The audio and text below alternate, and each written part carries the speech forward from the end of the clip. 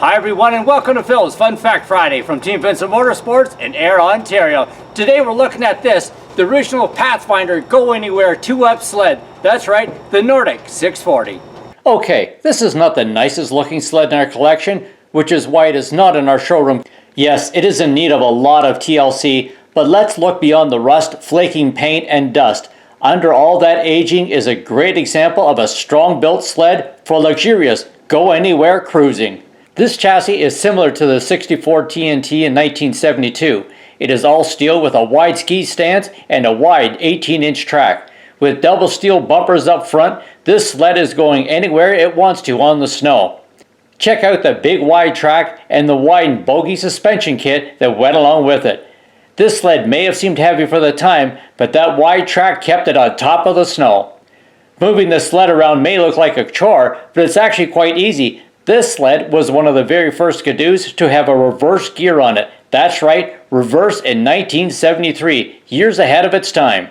The system may seem basic and very mechanical, but it was there and it was much appreciated if you ever parked this big 640 chassis in a tight spot. This sled has a pop-up headlight, something that was common in that era. It was activated by a pull lever on the dash. While we are looking at the dash, you'll see some unique items. First up, this sled had electric start, and if you've ever tried starting one of these old 640s manually, you'll know why the electric start was a nice option.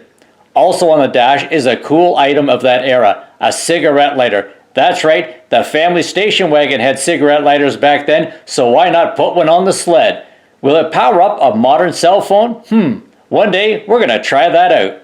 Also on the dash of this 640 Nordic, you'll see a gauge cluster, and in the center, an electronic fuel gauge. That's right, an electronic fuel gauge. Not very common back in 1973. But don't worry, if you didn't trust the electronic fuel gauge, there was always the mechanical option, the dipstick attached to the fuel cap underneath the hood. The big engine on this 2-up cruising beauty can really crank out some heat. Being fan cooled, the warm air was directed somewhere, and yes, you guessed it, it went up to the dash. The warm engine heat was circulated out several vents, keeping driver and passenger warm on the coldest of days. If your engine was a little finicky about starting and you needed access to the carburetor, you opened up this little trick door here for access to the carb and any fine-tuning you needed to do.